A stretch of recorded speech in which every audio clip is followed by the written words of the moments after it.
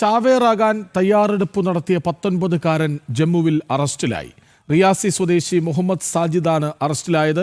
ഇയാളെ നിയന്ത്രിച്ചിരുന്നത് പാക് ഏജന്റെന്ന് പോലീസ് വ്യക്തമാക്കി. സ്ഫോടക വസ്തുക്കൾ അടക്കം ശേഖരിക്കാൻ ഇയാൾക്ക് നിർദ്ദേശം ലഭിച്ചുവെന്നും കണ്ടെത്തി. നീറ്റ് പരീക്ഷയ്ക്കായി തയ്യാറെടുത്തിരുന്ന വിദ്യാർത്ഥിയാണ് അറസ്റ്റിലായത്. വിവരങ്ങളുമായി നന്ദഗോപൻ ഒപ്പുചേരുന്നു. നന്ദഗോപൻ, ഈ ഡോക്ടർമാർ ഭീകരന്മാരായ വിധം നമ്മൾ കണ്ടതാണ്. നോക്കൂ, ഇവിടെ നീറ്റ് പരീക്ഷ എഴുതാൻ തയ്യാറെടുത്തിരുന്ന 19-കാരനെ ചാവേറാക്കാൻ എല്ലാ തയ്യാറെടുപ്പുകളും ഒരുക്കുകയാണ് പാക് ഏജന്റ്. ഈ ഭീകരർ ഉന്നം വയ്ക്കുന്ന വഴി അത് ഒരിക്കൽ കൂടി പ്രകടമാവുകയല്ലേ ഈ അറസ്റ്റിലൂടെ?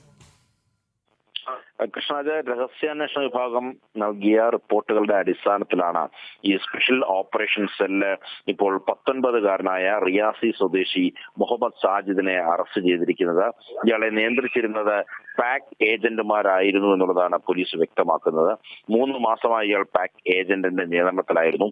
മാത്രമല്ല, സ്ഫോടക വസ്തുക്കളടക്കം ശേഖരിക്കാൻ ഇയാൾക്ക് നിർദ്ദേശം നൽകിയിരുന്നതായാണ് പോലീസ് വ്യക്തമാക്കുന്നത്.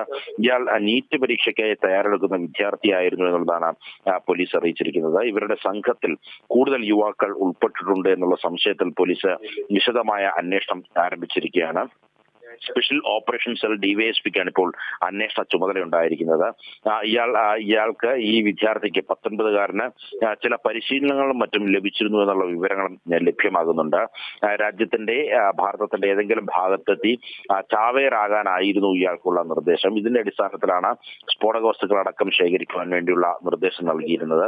നേരത്തെ കൃഷ്ണ സൂചിപ്പിച്ച പോലെ അടുത്തിടെ ഡൽഹിയിലെ ചെങ്കോട്ടയിലുണ്ടായ സ്ഫോടനത്തിൽ അറസ്റ്റിലായതിൽ ഭൂരിഭാഗവും, അല്ലെങ്കിൽ സ്ലീപ്പർ സെല്ലിനെ നിയന്ത്രിച്ചിരുന്നത്, ആ മൊഡ്യൂളിനെ നിയന്ത്രിച്ചിരുന്നത് മുഴുവൻ ഡോക്ടർമാരുടെ സംഘമായിരുന്നു. വൈറ്റ് കോട്ട് ടെററിസം എന്ന് അതിനെ പേരിടുകയും ചെയ്തു.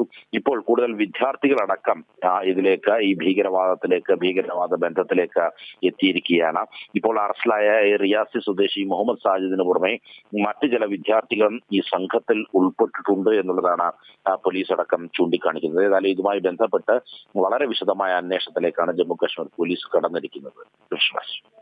യെസ്.